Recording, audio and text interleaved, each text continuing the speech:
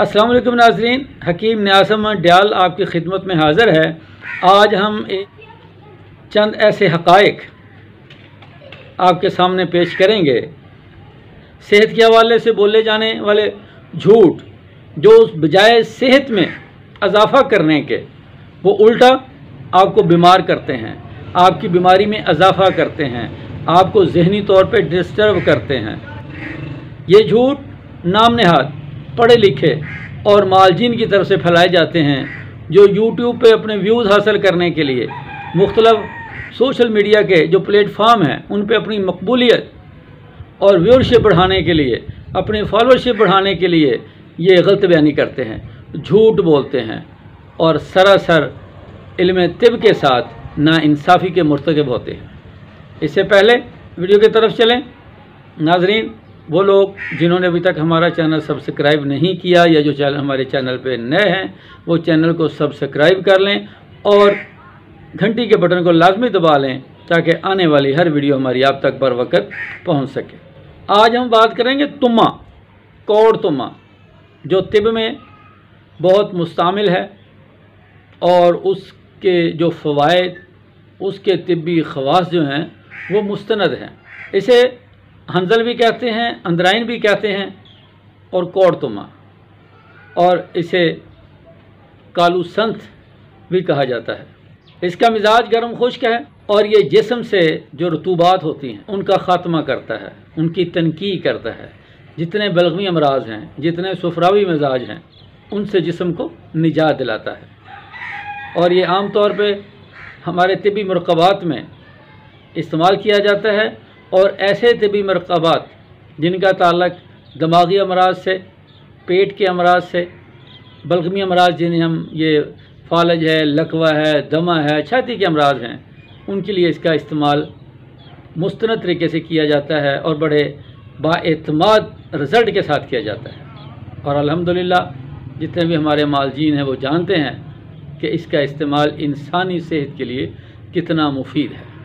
लेकिन खुदा बचाए इन झूठे प्रोपेगेंडों से जो लोगों को महज अपने व्यूज़ हासिल करने के लिए, अपनी मकबूलियत बढ़ाने के लिए उन्होंने बहुत सारी चीज़ें जो हैं वो तुम्हें के साथ जोड़ दी हैं।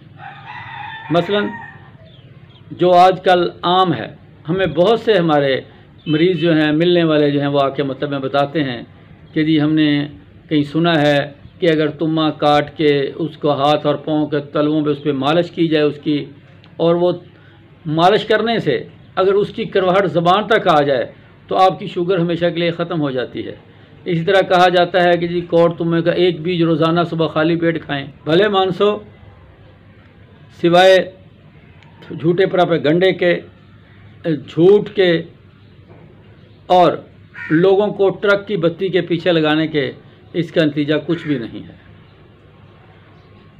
हम कई बार आपको ये बात बता चुके हैं कि शुगर या ज़ियाबितस एक बीमारी की अलामात का नाम है और वो अलामात जिस्म के एक अहम उज़्व की कारकर्दगी में ख़राबी पैदा होने से सामने आती हैं, जिसमें दो हार्मोन्स ग्लूकोज और ग्लूकोकॉन बाहम गैर मुतवाज़न होने से ये अलामात सामने आती हैं। और आजकल ये जो मीडिया का दौर है इसमें तो हमें बहुत सारी ऐसी ऐसी मालूमात हमारे सामने आती हैं कि न सिर्फ गुस्सा आता है बल्कि बाज़ औक़ात तो शर्मिंदगी भी होती है कि यार हमारी कम्युनिटी में ऐसे लोग भी शामिल हैं जिनका इल्म से दूर दूर तक का वास्ता नहीं है और लोग उनको बड़ा मुस्तनद मानते हैं, बड़ा मोतबर मानते हैं। वाय नकामी मताए कारवां जाता रहा, कारवां के दिल से एहसास ज़ियां जाता रहा। कितने अफसोस की बात है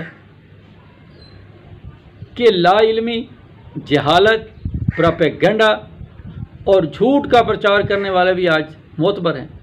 तो हम आपको बता रहे थे कि तुम्मा किसी शक्ल में भी शुगर के लिए मुफीद हरगिज़ हरगिज़ हरगिज़ नहीं है। हाँ, अलबत्ता जैसा कि हम अपने व्लॉग्स में हमने अक्सर आपको बताया है कि शुगर जो है उसके कई पहलू होते हैं। मसलन मावी, मादी, कबदी, दिमागी। जब शुगर अंतरियों में ख़राबी की वजह से होगी वहाँ पे तुम्मा काम करेगा, क्योंकि तुम्मा मसल है, यह आपकी अंतरियों को रतूबात से, फासद मादों से जो है साफ़ करेगा। लिहाजा वहाँ पे आपके जिस्म में अच्छी तब्दीली आएगी, आप अच्छा महसूस करेंगे, शुगर में कमी आएगी। इसी तरह मैदे की रतूबात जो हैं, फासद मादे जो हैं, बाज़ औक़ात मैदे की झिल्लियों में रतूबात जम जाती हैं, बलगम जम जाती है, सुफरा जमा हो जाता है, उनके अखराज से आपका मैदा हल्का होगा, आपके मैदे की वर्किंग बेहतर होगी, तो आपकी शुगर की अलामात में कमी होगी, आप अपने आप को बेहतर महसूस करेंगे। इसी तरह दिमागी जो मसाइल हैं, जैसे टेंशन है, वसवास हैं, डिप्रेशन है, एंजाइटी है, जब उसमें कमी आएगी तो आपकी जो दिमागी शुगर है उसकी अलामात में भी कमी पैदा होगी। इसी तरह कब्ज़ी, जब जिगर में जमा शुदा गैर ज़रूरी चर्बियाँ जब उनका जिस्म से ख़ात्मा होगा तो जिगर आपका हल्का होगा, जिगर की वर्किंग में बेहतरी आएगी, उससे भी आपके शुगर के मामलात में नुमायाँ जो है आप बेहतरी महसूस करेंगे। अब इन हालात में आप ये समझ लें कि तुम्मे के बीज खाने से मेरी शुगर ठीक हो गई या तुम्मा हाथ पे रगड़ने से मेरी शुगर ठीक होगी, तो मेरे भाई हम इसे लाइल्मी, कम इल्मी और जहालती कहेंगे।